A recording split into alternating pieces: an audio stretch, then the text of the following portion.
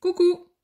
Bienvenue dans cette partie 2. On s'était arrêté à la Vierge. On va entamer la Balance, surtout que le deuxième cycle, ce qu'il apporte, c'est qu'on est beaucoup plus en société. L'autre a été intégré puisque la Balance va nous parler du rapport à l'autre, alors que du Bélier jusqu'à la Vierge, on est encore à la maison, on est encore en développement de l'identité.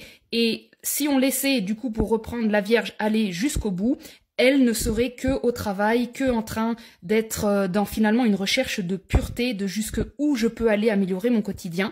Et la Balance, c'est ce moment où on commence à rencontrer l'autre, à tomber amoureux, à se dire qu'il y a un contexte dans lequel les informations peuvent être soit vraies, soit fausses. Donc la Balance, c'est vraiment le signe de « j'ai la conscience que toi tu vois 9 pendant que moi je vois 6 ». Et c'est pas pour ça qu'on doit être ennemis, ça veut dire qu'on ne voit pas les mêmes choses. Donc c'est vraiment tout un art du compromis, un art du tact.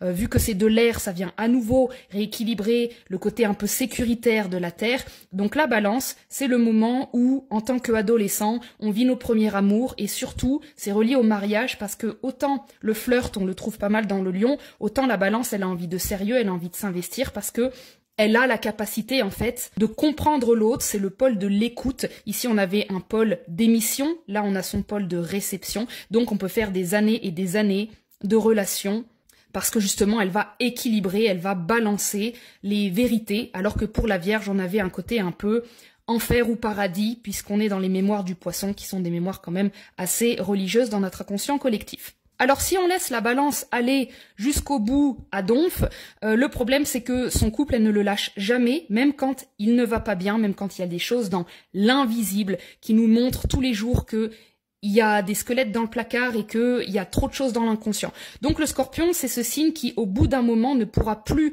se masquer la vérité simplement parce qu'il y a de l'harmonie. C'est donc un signe d'introspection. On commence à comprendre que, certes, tu vois 9 et moi je vois 6, mais c'est pas pour autant que le 9 est bon pour mon 6. Donc dans notre parcours initiatique, le Scorpion pourrait représenter la première rupture après le grand amour. C'est le moment où on fait de la thérapie, c'est pour ça que c'est relié à la thérapie, c'est relié à aller creuser la vérité de qui on est. C'est obligatoire dans le parcours de chaque être humain de comprendre ce qu'on ne veut plus pour comprendre ce que l'on est.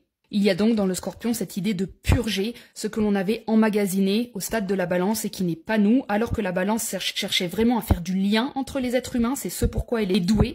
Le Scorpion cherche à détacher le lien pour revenir à son centre. Si on laissait du coup le Scorpion faire sans interruption, le problème, c'est qu'il aurait peut-être tendance à ne regarder le monde que sous sa forme de ce qu'il faut purger, que sous sa forme de ce qui ne va pas, de ce qu'il faut enlever, puisqu'il est doué pour ça. C'est le détective privé de ce qui n'est pas fonctionnel dans une relation ou dans des choses cachées. Le Sagittaire, c'est un peu le moment de l'éveil spirituel où lorsqu'on a fait 10 ans de thérapie et qu'on ne voit pas que les choses changent, il y a un moment, cette nécessité de regarder les choses autrement. Donc ici, on voit le verre à moitié vide et ici, il est très important de voir le verre à moitié plein. Que si les mots, on s'est rendu compte qu'ils nous ont blessés en Scorpion, ça veut dire que les mots ont aussi le pouvoir de guérir. Donc le Sagittaire, comme il est opposé aux Gémeaux, il y a toujours cet intérêt très fort au langage et aux mots, sauf qu'il va vouloir aller creuser des connaissances que tu ne peux pas avoir dans les livres, que personne ne t'a instruite, et c'est vraiment le premier rapport au divin qui est très très très fort.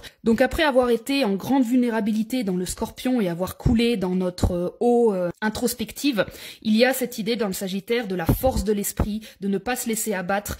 Ici on retrouve les coachs, la motivation. Le Sagittaire ne peut plus se contenter de trouver les informations en lui, il va devoir aller les chercher ailleurs. C'est un signe yang, c'est un signe qui voyage, c'est un signe qui a besoin d'aller explorer le sens de sa vie, il a besoin d'aller comprendre non pas pourquoi il a vécu un trauma au niveau de son passé, mais en quoi ça peut lui bénéficier. Donc on a vraiment toute une dynamique d'un esprit qui sait utiliser correctement l'art de la pensée pour créer une vie qui lui ressemble, et pour cela, il est important d'aller explorer le monde extérieur pour pouvoir bénéficier des opportunités que la vie va nous amener. Si je poursuis la lecture sous forme du coup d'addiction, donc addiction au travail, addiction à l'autre, addiction à la thérapie, dans le Sagittaire, on pourrait développer un peu une addiction à la foi, c'est-à-dire une addiction à ce sentiment que toutes les réponses sont toujours dans l'univers, qu'il suffit d'être joyeux, il suffit de... Donc il y a un peu une addiction à la dopamine qui nous donne l'impression d'être tout le temps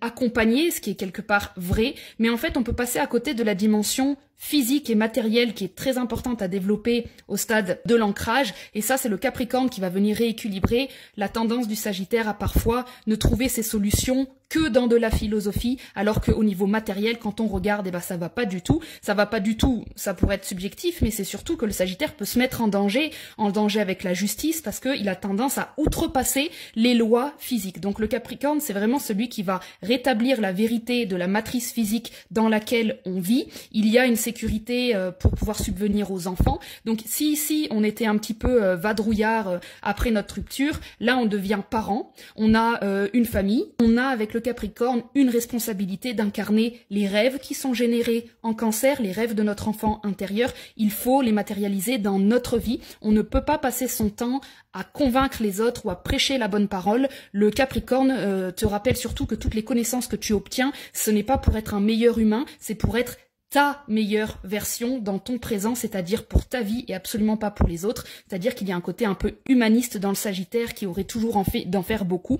Et le Capricorne nous rappelle que l'on a des enfants à prendre soin, c'est-à-dire des rêves, un enfant intérieur qui attend que nos véritables désirs se manifestent. Il ne va plus tomber dans le piège de s'inventer 10 000 vies ou 10 000 carrières qu'il aurait pu avoir. Il va prendre la vie qu'il a telle qu'elle est et il va la nourrir de manière à ce qu'elle fructue. Donc on a vraiment ici des possibilités de carrière assez élevées quand on a investi toute cette énergie dans sa vie. Pas pour rien que le Verseau vient nous parler de solidarité, hein. Le Capricorne, quand il a plein pouvoir, eh bien, il peut tomber dans les affres du traditionnalisme et il va falloir repenser les choses, renouveler les concepts depuis l'intérieur, ce que n'aime pas trop le Capricorne. Donc le Verseau amène vraiment du changement. Là où la Balance voulait de l'équité dans le couple, le Verseau, qui est aussi un signe d'air, veut lui de l'équité dans le peuple. Le Verseau, que je relie à l'hyperactivité, pourquoi est-ce qu'il est rapide? Eh bien parce que quand ça fait 10 ans en Capricorne que tu fais la même chose ou que tu penses la même chose, il suffit d'un changement de perception que le Verseau amène, c'est-à-dire une idée géniale, un renouvellement